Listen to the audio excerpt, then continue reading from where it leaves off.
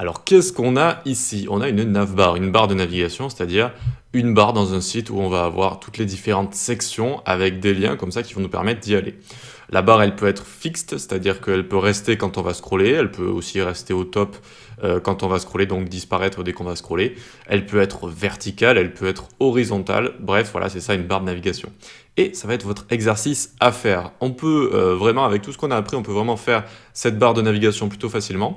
Et donc, je vais vous donner des petits conseils. Donc, j'ai utilisé des liens ici. J'ai utilisé une liste. Il faut respecter la sémantique. C'est une liste ici. J'ai même utilisé l'élément nav pour entourer tout ça, qui est une div. Hein, c'est un élément de type bloc, mais c'est un élément sémantique, qui veut bien dire que c'est une navigation.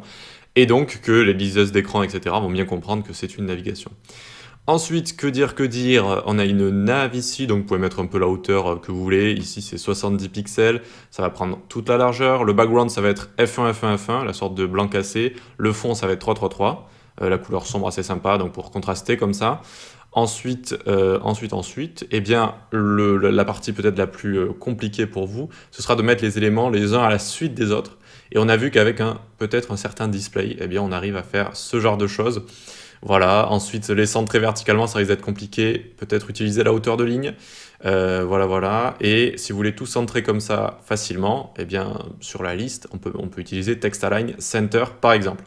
Allez, j'en dis pas plus, essayez juste de le réaliser, au moins essayez, hein, c'est vraiment pas grave si vous arrivez pas à le faire, même c'est mieux en fait. Faire des erreurs, c'est vraiment ce qui va vous faire apprendre.